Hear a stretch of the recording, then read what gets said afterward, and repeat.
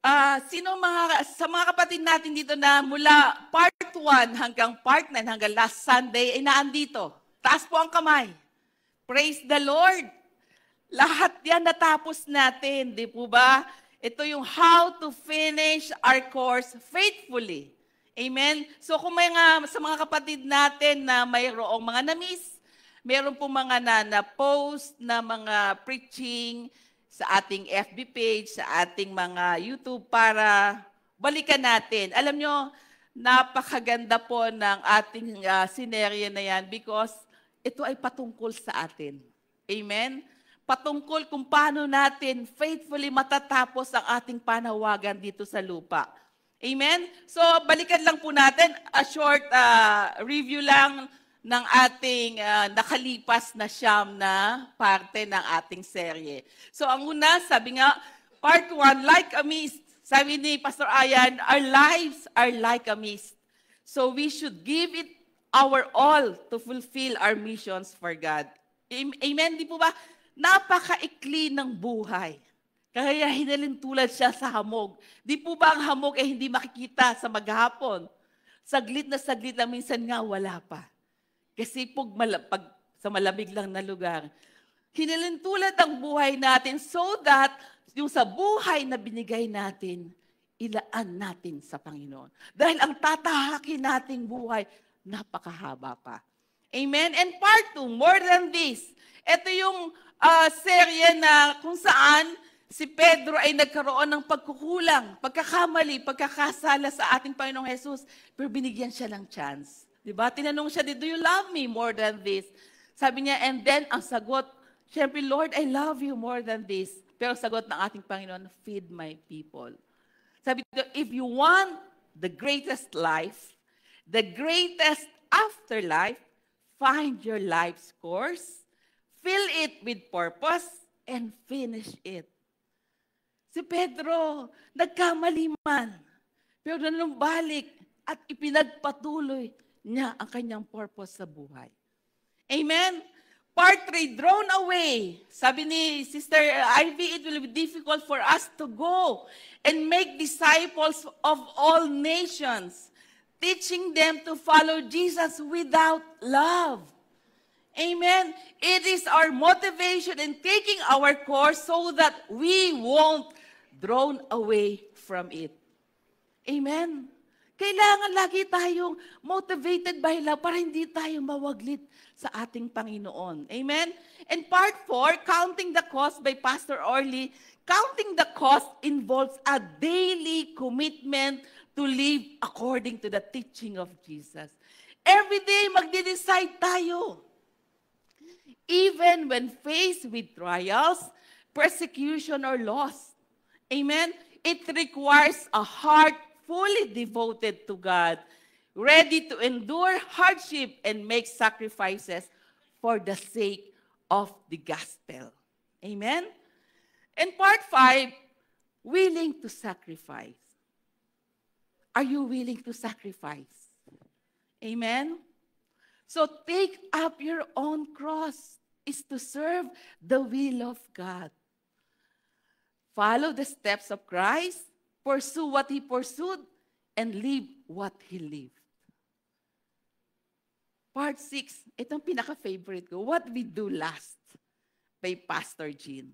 Sabi ni Pastor Jean, kung sinimula ng Diyos ang mabuting gawa sa iyo, siya rin ang tapat na tatapos nito. Amen? Sinimula ng Diyos na mabuti, maging mabuti ang buhay mo, dapat tapusin din natin ng tapat na maging mabuti ang buhay natin. Ang mahirap po, yung araw ng ating paglisan, ay hindi maayos ang buhay natin. Paano po yun? Kaya importante na importante yung umpisa, pero importante din what we do last. Because yun ang aabutan ng ating Panginoong Jesus kung anong ginagawa natin sa huli. Hindi lang tayo mag-uumpisa hanggang sa dulo makikita ang Kristo sa atin. Amen? Part 7, weights and sins. Sabi ni Chris, the grace that saves is the same grace that sanctifies. Amen? anumang mga kabigatan o kasalanan, yung grace na nagligtas sa iyo, sa atin. Amen? Siya din, same grace na maglilinis sa atin so that we will faithfully fulfill the will of God for us. Amen? And part 8, keep the faith. Keep the faith. Faith must be guarded and maintained until the end of life. Until the end of your life. To finish well, we must resist discouragement. We must resist everything that will avoid. We must avoid distraction. Repent quickly and lean on God's faithfulness. Amen? And part 9, last Sunday na na-miss ko, don't be deceived. It was shared by Pastor Ray. Don't let the cunning and craftiness of the enemy corrupt your mind and remove it from the simplicity that is in Christ. Di po ba ang gaganda ng lahat ng topic na ating pinagdaanan? We pray, we hope and pray na bawat topic na yan, meron po tayong nakuha. Amen. And today is the last part. Amen. Kung kayo nagsawa, isasara na po natin. Today po ay summary ng lahat ng inumpusahan natin para matapos itong ating lesson. The last part of this series is take up your cross. Amen? Usahin po natin ang Acts 20 to 22 hanggang 24. Ready? 1, 2, 3. And now, behold, I go bound in the Spirit into Jerusalem, not knowing the things that shall befall me there. Verse 23, save that Holy Ghost witness in every city, saying that bonds and affliction abide me. 24, but none of these move me, neither count I my life dear unto myself, so that I might finish my course with joy and the ministry which I have received of the Lord Jesus to testify the gospel of the grace of God. Amen. Tayo po muna saglit manalangin. Hallelujah. Lord, maraming salamat po, Panginoon, sa iyong salita.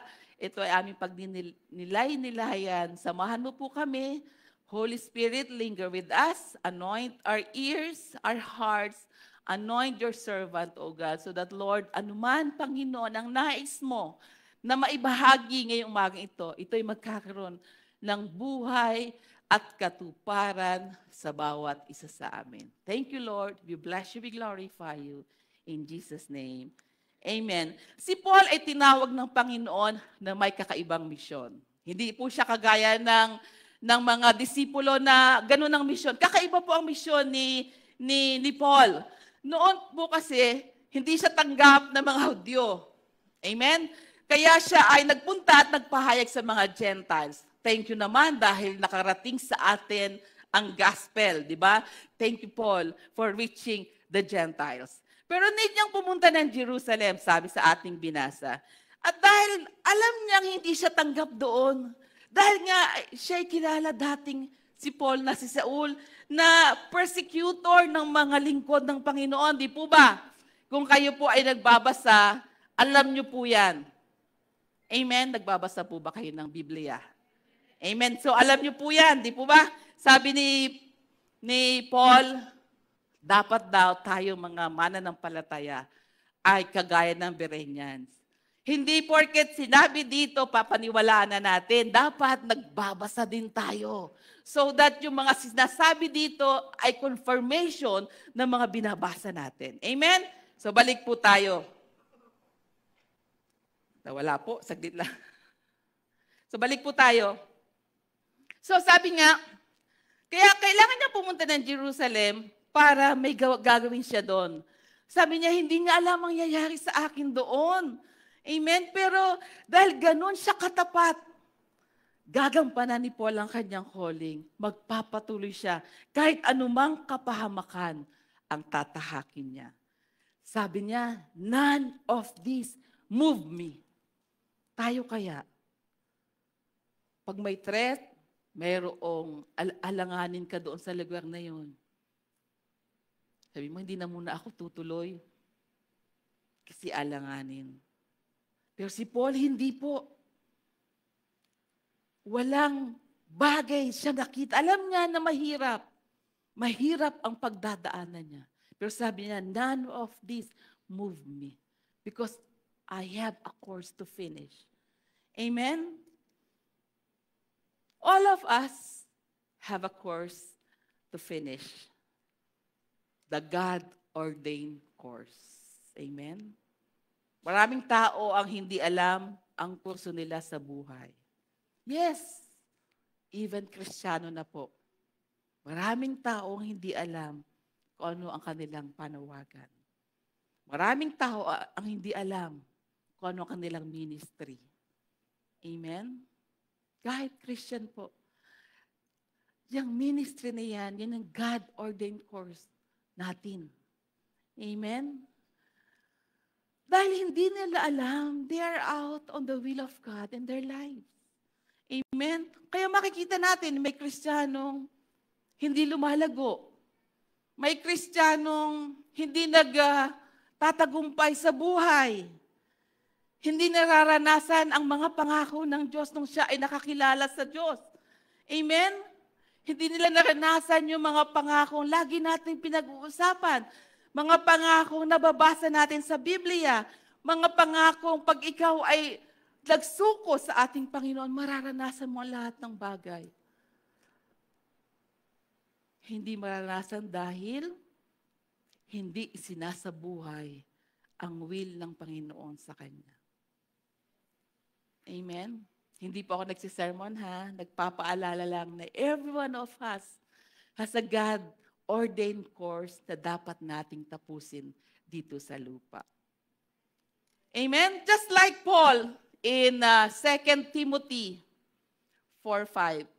Sabi niya, but watch thou in all things, endure affliction, do the work of an evangelist, make full proof of thy ministry. Amen? Kahit maranasan niya yung affliction, kahit maranasan niya kung anong bagay, dapat gawin pa rin natin ang ating panawagan. Kung ang panawagan ni Paul ay maging evangelist, pumunta siya sa lugar kung saan-saan para magpahayag ng salita niya, meron po tayong ating panawagan. Amen? Hindi man tayo tinawag na member ng worship team. Hindi man tayo tinawag na member ng word ministry. Pero may mga panawagan po tayong pwede nating ipagkaloob sa Panginoon. At sabi dito, make full proof of thy ministry. Amen? Kung ginagawa mo ng buong puso, kahit isang napakasimpleng bagay, pag ginawa mo sa Panginoon, it's a full proof of your ministry. Amen? And sabi na sa verse 6, For I am now ready to be offered, and the time of my departure is at hand. Nakikita na ni Paul ang kanyang pag-alis, ang kanyang departure. Sabi nga kung ang kapanganakan ay arrival dito sa mundo, ang death ay departure. Amen? Ready na si Paul sa kanyang paglisan sa mundo. Alam mo mga kapatid, maraming tao ang nagkakaroon ng regret kasi hindi sila ready. Naalala ko lang po yung last Sunday doon sa San Mateo. May nagpatotoo tayong kapatid, Sister Helen. Alam niyo po ba, namatay na siya for 5 minutes. Namatay siya. Doon sa kanyang kawalang malay, napunta siya sa crossroad. Sa kaliwa, puro puting kulay ng bahay. Sa kabila, puro brown. Hindi niya alam kung saan siya pupunta. Dahil hindi niya alam, bumalik siya. Tumalikod siya. And that's it. Nabuhay siya ulit. Alam mo mga kapatid, sabi ko, hindi pa yun yung oras ng kanyang paglisan. Amen? Talagang even sa last moment, ipaparanas ng Panginoon yung purpose mo. May kailangan kang tapusin. Amen? Kung hindi mo po oras, hindi ka aalis sa mundong ito nang hindi pa tapos ang iyong panawagan. That's why si Paul, he is ready. Ready to face Jesus. Amen? Kung ikaw ay nananampalataya kay Jesus, siya ang ating Panginoon at tagapagligtas, umuwi man tayo. At kung na-fulfill natin ang ating panawagan, umuwi man tayo, hindi tayo matatakot sa kamatayan. Dahil sabi niya, for to me, sabi ni Paul, to live is Christ and to die is gain.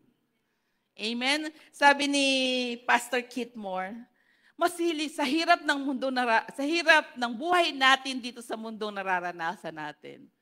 Mas pipiliin mong pumunta na kay Lord. Amen?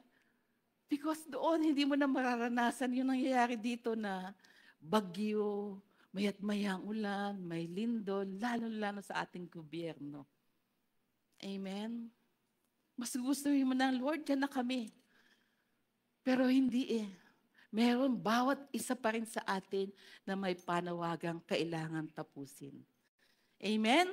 So palakpakan po natin ang ating Panginoon dahil buhay pa po tayo at kailangan nating i-fulfill ang mission na binigay sa bawat isa sa atin. Amen? Sabi dito sa verse 7, balik tayo sa Timothy, I have fought a good fight. I have finished my course. I have kept the faith. Amen? Paul finished his course. He finished his course with joy. Amen? Complete and ready to face Jesus and be with Him forever. Sana gano'n din tayo confident na sabihin, no? Lord, andito po ako sa inyong harapan. I am ready. I have fight a good fight of faith. I have finished my course. I have kept the faith. Hindi pa tayo ganun ka-confidence, di po ba? Tayo ay nasa work in progress, mga kapatid.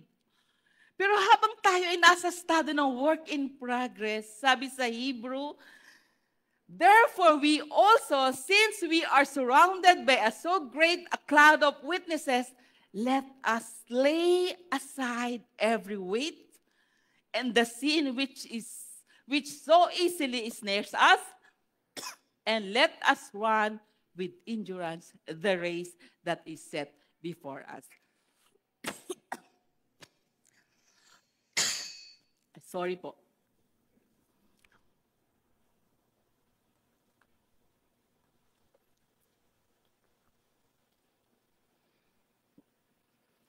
Habang tayo ay nasa estado ng work in progress at hindi pa tayo kagaya ni Paul na ready na to face Jesus, tandaan po natin, let us run with endurance the race that is set before us.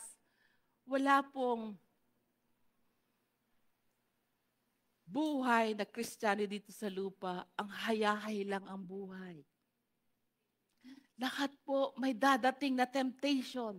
Lahat may dadating na kung ano-ano mga bagay. Pero ang sabi ng Panginoon, lumakad ka, tumakbo ka ng may pagtsatsaga, endurance, para so that lahat ng dadaanan mo, mananatiling nakafocus ka kay Kristo. Amen? Paul ran his race with endurance. Ang daming trials, persecution na kanyang pinagdaanan na even us, hindi natin kayang pagdaanan, mga kapatid. Pero bakit nga ba ganun kahirap ang pinagdaanan ni Paul? Konting kwento lang. Magmamarites lang tayo sa buhay ni Paul. Amen? Ganun kahirap ang pinagdaanan ni Paul dahil sa kanyang naging trabaho before siya na-convert. Amen? Siya ay persecutor. So anong iyong iisipin sa taong dating persecutor? Dating taga-usig ng mga lingkod ng Diyos. Kaya sabi, pagdadaanan niya, yung hirap na maging isang lingkod ng Panginoon. Amen? Kaya mga kapatid, wag po tayong persecutor. Baka pagdaanan natin ang pinagdaanan ni Paul.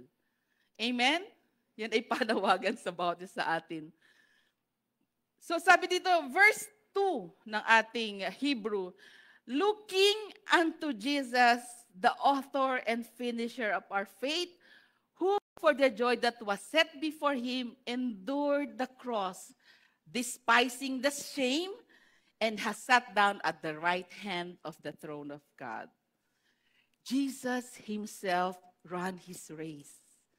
Nung siya ay tao, mga kapatid. Hindi siya nagkaroon ng, syempre nung Diyos siya, hindi niya na mararanasan. Pero nung tao siya, he himself ran his race. Ano yung race na yon? Going to the cross.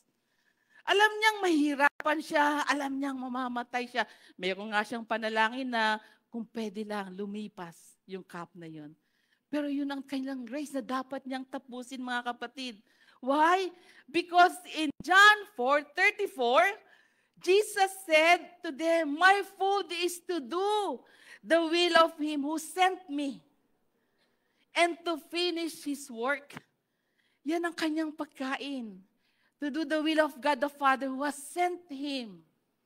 Amen. Yun yung kailangan niyang tapusin because yun ang kanyang misyon sa mundo nung pinadala siya ng ating Diyos Ama.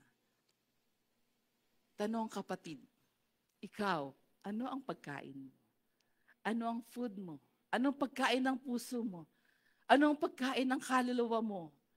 Sabi niya sa John 17:14, I have glorified you on the earth. I have finished the work which you have given me to do.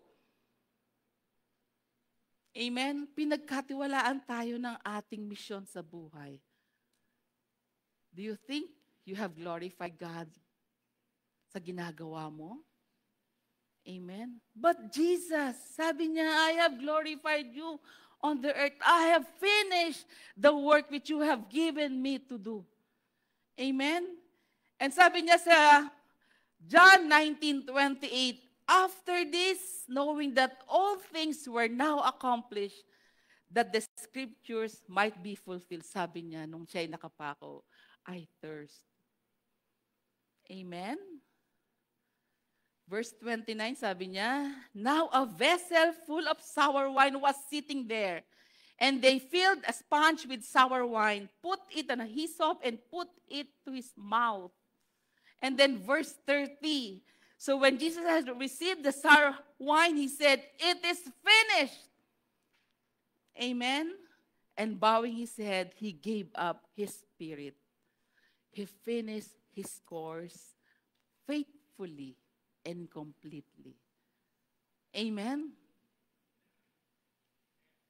That's why we are here.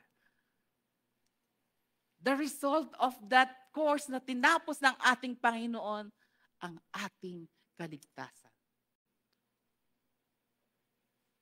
Kaligtasan ng bawat isa na naniwala at nanampalataya kay Kristo. That's why we are here. Amen? Balik po tayo sa 2 Timothy 4, verse 8 na tayo. Finally, there is a laid up for me the crown of righteousness, which the Lord, the righteous judge, will give to me on that day, and not to me only, but also to all who have loved his appearing. Amen? After finishing your course, the crown of righteousness will follow. Amen? Jesus is the complete example of this series, faithful to finish. Kaya nagawa din ni Paul yung kanyang mga ginawa because dahil kay Jesus. Kay Jesus siya nakatingin, the author and perfecter and finisher of his faith. Amen? Jesus went to the cross for us, to save us. This is how he finished his course. Kaya sabihin natin, thank you Lord for saving me. Ay, konti lang. Si Pastor Jean lang nagti-thank you for saving his life. Thank you Lord for saving me. Thank you Lord for the cross. Because it is our salvation. Amen? We will be going to do it by following the Master because he did it completely. He is the ultimate example of completing the course, finishing the race. Puntahan po natin ang Matthew 16:21 to 24. Ito ay patungkol kay Jesus. Amen? Matthew 16:21, from that time, Jesus began to show to his disciple that he must go to Jerusalem, di ba? Parang same kay Apostle Pablo. And suffer many things from the elders and chief priests and scribes and be killed and be raised the third day. Ito po yung kinikwento, sinasabi niya sa mga disciples. And then sa verse 22, sabi niya, then Peter took him aside and began to rebuke him, saying, far be it from you, Lord, this shall not happen to you. Sabi siguro nung sinasabi ng ating Panginoon ito sa mga disipulo, biglang hinila niya si Jesus. Lord, halika. Sabi niya, far be it from you, Lord, this shall not be happen. Pero ang sagot ng ating Panginoon, sabi niya sa verse 23, but he turned and said to Peter, get behind me, Satan. You are an offense to me, for you are not mindful of the things of God, but the things of men. Dahil si Pedro ay sobrang concerned sa ating Panginoon. Kaya niya sinabi yung mga salitang iyon. Mahal niya ang Lord, di po ba? Pero minsan, kadalasan tayo din. Para tayong si Pedro. Yung biglang dadaan sa isip natin at sasabihin. Mabilis tayong magsalita, kagaya ni Pedro.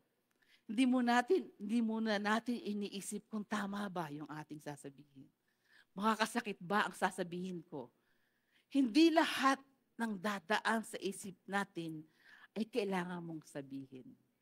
We need to examine first our thought bago mo sabihin. Amen? Before we release it.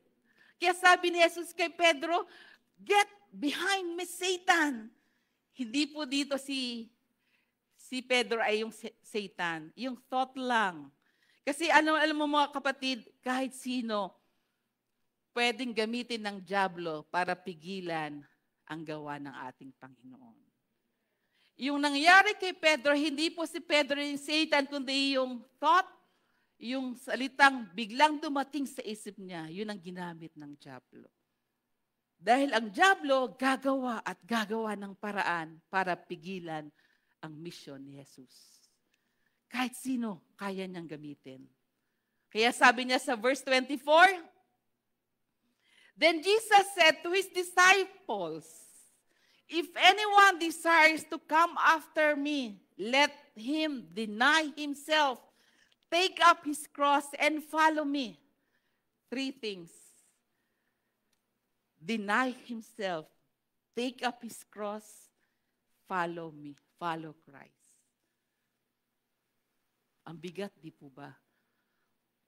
Para magpatuloy kang maging disciple ng ating Panginoon. 3 bagay ang ating tatandaan. Deny yourself, take up your cross, and follow Him. Deny yourself. The biggest hindrance to God's plan in our life is our own plan. Substituting your plan for His plan. Pastor Keith Moore says, warns against pursuing personal plans over God's plan and encourage full commitment to God's course. Yung nakakilala ka na sa Lord, pero ikaw pa rin yung nasusunod sa buhay mo. Hindi ka naka-angkor sa plano ng Panginoon. Meaning, yung buhay mo na dating ikaw, wala lang na bago, ikaw pa rin ang naghahari sa buhay mo. Ibig sabihin, hindi ka nagde-deny. Hindi mo dininay ang sarili mo at hindi mo hinayaang ipamuhay mo si Kristo. Amen? Yan yung deny yourself. Iiwanan mo yung ikaw, yung lumang ikaw. Dahil bago ka nang nilalang. Amen? And what is our cross? The cross is submission and sacrifice. True Christianity involves sacrifice. Amen? Wala pong totoong Kristiyano na walang sakripisyong ginagawa. Amen? The cross involves suffering, persecution, suffering for the sake of the gospel. Amen? Jesus went to the cross because of His love for the Father. Love causes us to endure. Walang pag-ibig. Kung hindi tayo ganon kamahal ng Panginoon, for God so loved the world. The world is not the thing na tinatapakan natin, mga bagay na nakikita natin. The world is us. The world is the people. For God so loved the people, He gave His Son. Kaya pag-ibig, yung nakabalot sa bawat misyon natin sa buhay. Dahil unang-unang nagbigay ng karakter na yun, ang ating Diyos. Hindi karakter ng Diyos ang love because God is love. Amen? Ang Diyos mismo ang pag-ibig. Kaya kung ikaw ay kaibig-ibig o palaibig, kahit hindi kaibig-ibig ang mga nakikita mo, nasa iyo ang Diyos. Amen? It calls believer to deny themselves, take up their cross daily and follow Jesus. The cross symbolizes we must submit and have sacrifices. Not physical crucifixion for most. Hindi natin kailangan magpapako. Hindi po yun ang totoong take up your cross. Kailangan ba, pastora, sa Holy Week ay sumali ako sa sinakulo at magpapako? Kasi sabi mo, take up your cross. Hindi po yun ang literal. Na take up your cross. The cross symbolizes submission and sacrifice. Willingness to endure hardship and suffering for the sake of God's will. These three phrases are saying the same thing. Jesus is calling us to live like Him. Amen? On other-focused, God-honoring life, we do this by fully devoting ourselves to God, listening to what He says, obeying His will, and loving others. Amen? To be clear po, para po malinaw, Jesus isn't asking you to literally carry your cross. Instead, taking up your cross is a daily mindset, amen, that leads on to an others-focused life. Hindi yung sarili mo lang ang lagi mo nang iniisip. Daily mindset na bawat pagising mo sa umaga, meron kang panawagang gagawin para sa kaharian ng Diyos. Amen? Meron lang akong kwento nito na talagang makikita mo yung commitment nitong tao ito. Mon is my staff. 38 years na siya in service and magkaka-mandatory retirement na siya next year kasi 65 na po siya. Mon is doing payroll for last 24 years. Kumbaga, araw-araw ang mindset niya na dapat matapos yung payroll niya, maibigay ko yung tamang sweldo ng bawat empleyado namin. For the last 24 years, yan ang kanyang ginagawa. Every day, every payroll period, yun ang mindset niya na deliver ng maaga at tama ang sweldo ng mga tao. Yung last time po, September 1 to 15 payroll, nagkaroon kasi kami ng bayaran ng lump sum. And then, dahil bago kasi hindi na extra, kumbaga hindi na off-site, kumbaga on-cycle na lang yung process ng aming lump sum, hindi siya sumama sa payroll. So bago kay Mon, bago yung sistema kasi nag-change na po kami ng mga system. So ngayon sinama niya sa system yung pagbabayad ng lump sum. So nalilito siya. So nagpaturo siya sa Smiths namin. And then natapos ang payroll, na-deliver niya ng maaga, pero nagkaroon ng error. Kailangan namin mag-explain. Kailangan namin gumawa ng incident report because malaking halaga ang nakataya. Hindi namin siya nadidakhan ng assessment at nagdoble pa. Kumbaga, ang nakakapagtaka lang, mga tao talaga, no? Wala ni isang empleyado nagsabing, may mali po sa payroll. Tinanggap lang nila. So ngayon, napansin po namin to na magbabayad na kami ng cheque doon sa aming sa federation. Bakit negative? Bakit hindi lumabas yung dinidak namin sa tao? So, kailangan namin mag-explain. Alam nyo, sobrang grateful. I don't know kung ito siguro ay nature na ni Mon, pero talaga yung na-develop na mindset ni Mon, sabi ko, Mon, kailangan lang nating explain na tayo nagkamali, ganyan-ganyan, ilagay mo na nagpaturo naman tayo sa Smiths. Sabi niya, ma'am, hindi pala yung nagmamam sa akin, Mabel, hindi ko na kailangang ilagay na sabihin ko na nagpaturo ko sa Smiths, ito tinuro nila ganyan, sasabihin ko na lang, hindi ko ito na-check. Aaminin ko dahil ito ay responsibility ko na hindi ko na-check. Alam mo, ang ganda ng sulat niya. Sabi niya, for the past 24 years, I've been doing payroll, ganyan-ganyan, and this is the first time na nangyari sa akin.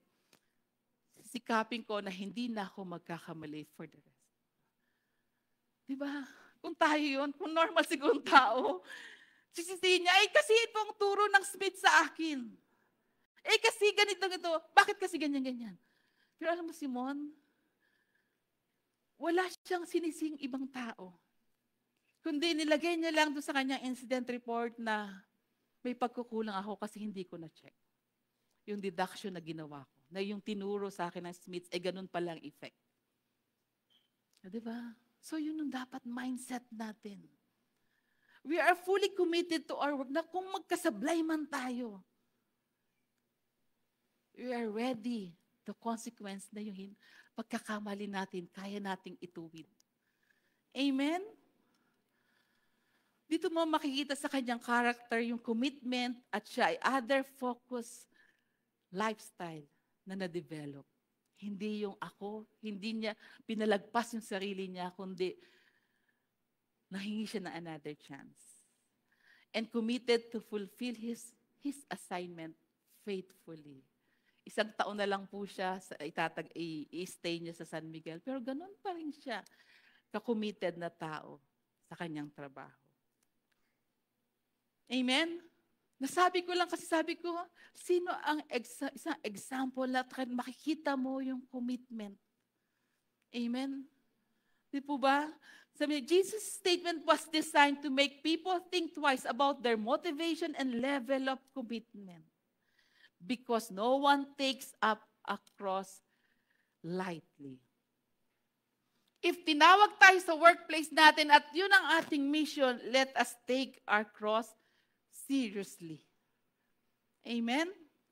Hindi man tayo tinawag na magpastor, hindi man tayo tinawag na mag-handle ng Bible study, pero kung tinawag tayo sa ating ministry, dapat let us take our cross seriously because God is a serious God. Amen? Many people interpret the cross to be taken as some burden. Sabi nga, baliktad tayo.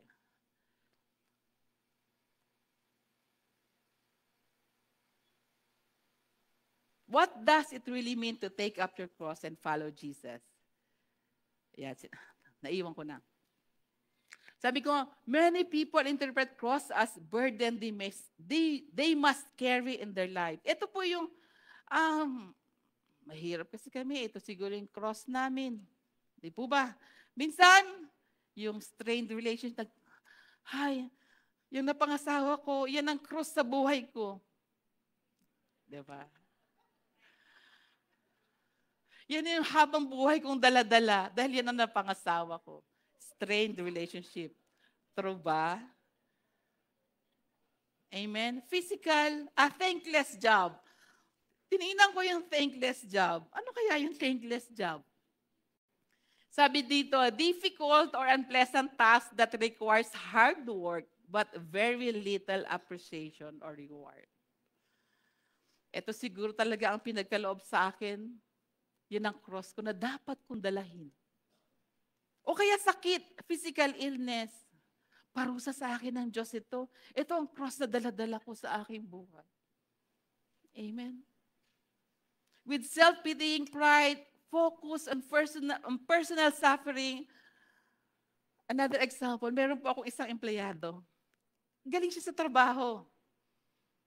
mahusay performer. Pero pagdating, makikita mo sa mga post niya sa Facebook, laging self-pity ang nakalagay. Naka-focus dahil nag-iisip sa buhay, ang hirap daw ng ganito, pag may sakit ka lang, pagod ka na sa trabaho, pagod ka pa sa bahay. Laging ganun ang post. Naka-focus doon sa hirap nila sa buhay. They look at their difficulty and say, that is my cross I have to carry. Mali po.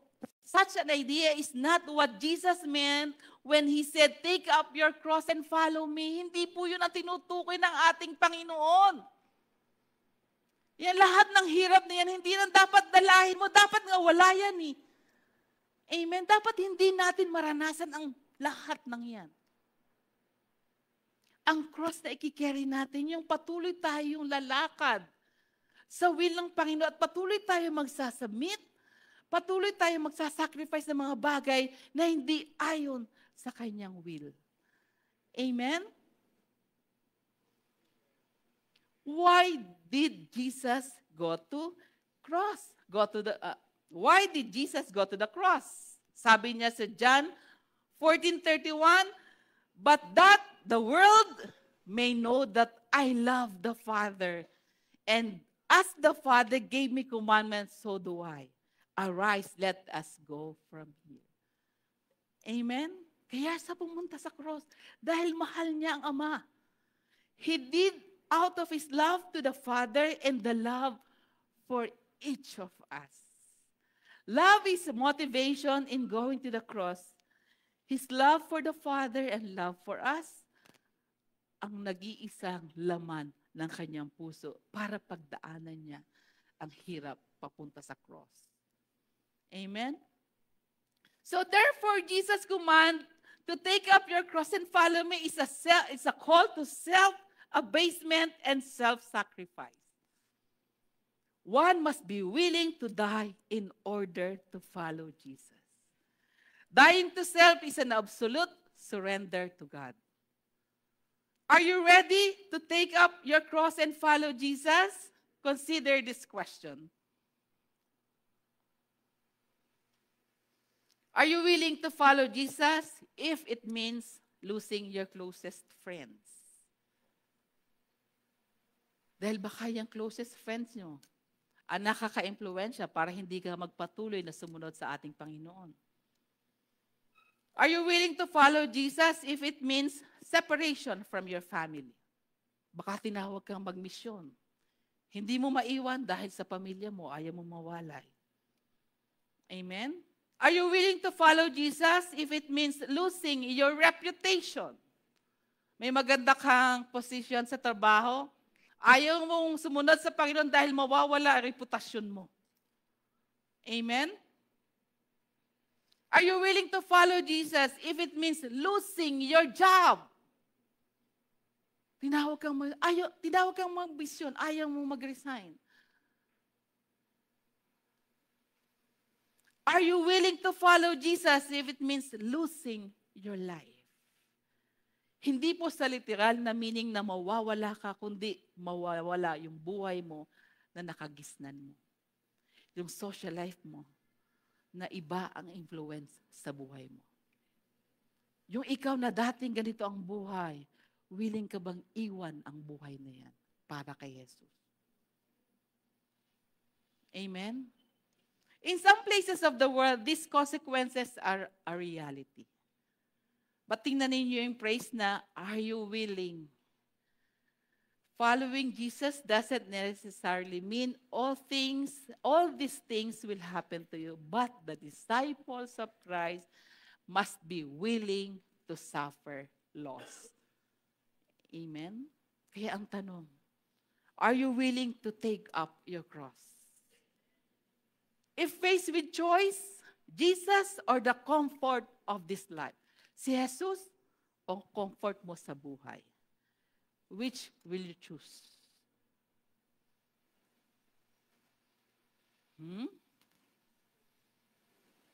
Anong pipiliin mo?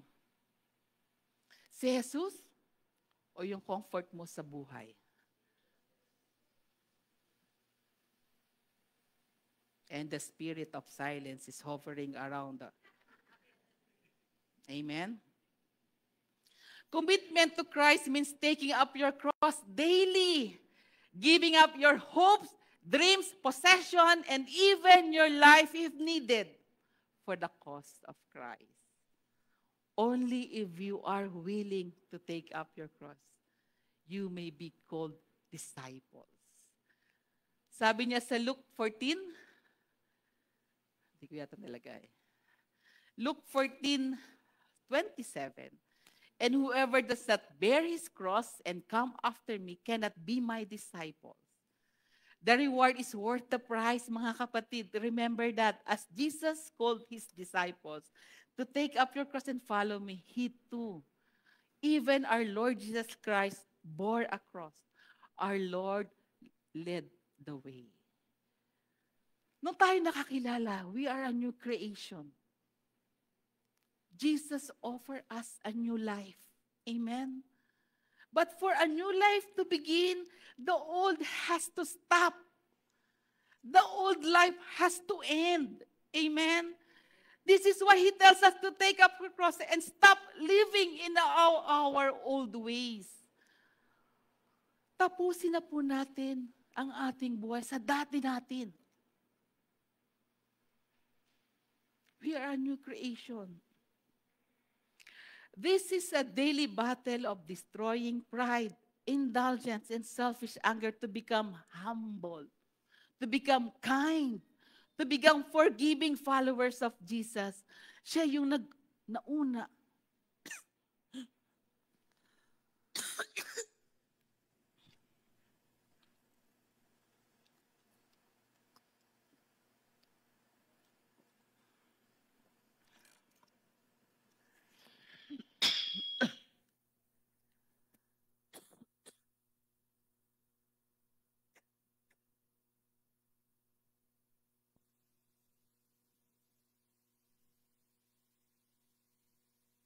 Siya po ang nauna. Si Jesus ang nauna. Siya ang nagpakita ng total surrender. If we are unwilling to die to who we are now, we won't be able to become who God created us to be. This means our spiritual growth will be suppressed unless we are willing to put God first in everything. Taking up your cross isn't comfortable. Hindi po ito safe, ito madali. Hindi ito isang one-time decision na pag nag-decide kang maging follower ni Christ, tapos na. This is a daily choice. Amen? Every day, we are called to take up our cross, giving up our hopes, giving up our dreams, giving up our possessions, and giving up our comfort. We do this because we trust that whatever God has planned is greater than anything we could imagine on our own. Being willing is to take your cross, being fully devoted. Hindi po ito yung something na you can do your own. The good news is, mga kapatid, you don't have to turn to God and give your life to Him. Hindi madali, pero there's no one-time fix. Sabi dito, stay disciplined and consistent. Be diligent and know that God will be with you every step of the way. Amen? Taking up your cross is a metaphor for self-denial, self-sacrifice, and ultimate commitment to Jesus. Jesus' teaching and mission. Even if it leads to suffering, opposition, the willingness to give up one's life, it is a call to total submission and allegiance to Christ, involving self-denial and willingness to die.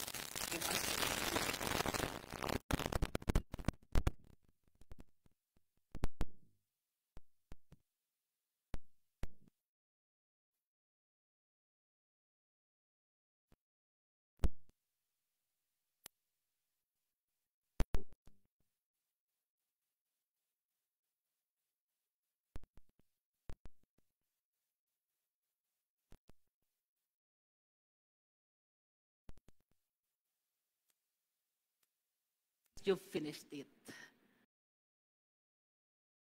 And going where He was leading you from the very beginning. Amen? Jesus went to the cross for us. This is how He finished your course. Si Jesus na po ang pumunta sa krus.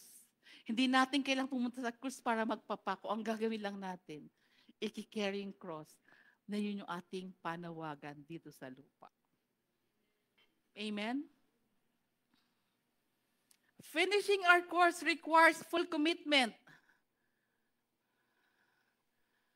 Full commitment motivated by our love for God. Amen? Motivated by our love for God as we reflect on how much He gave for our salvation. Ano binigay niya para sa ating kaligtasan? Ang buhay niya. We cannot hold anything back from Him. And sabi niya sa 1 Peter 5:10, but may the God of all grace, who called us to His eternal glory by Christ Jesus, after you have suffered a while, perfect, establish, strengthen, and settle you. Amen? Sa bawat gagawin natin.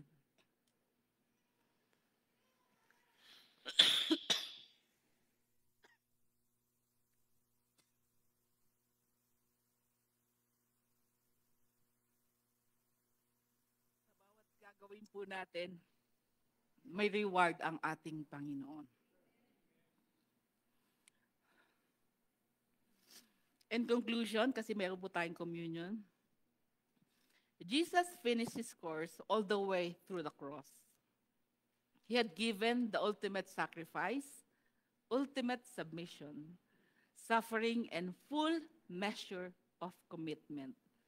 And He did because He loved the Father more than He loved His own life. Sa atin, finishing our course requires a full measure of our commitment, our willingness to sacrifice, first and foremost, our love for God above all else. This commitment enables us to overcome temptation, failure, hardship, ultimately pleasing God and fulfilling our divine purpose of existence. And surely, God will see us through in finishing our course faithfully. And that is the complete message of faithful to finish. Amen? Tayo po'y tumayo at let's take a moment of reflection.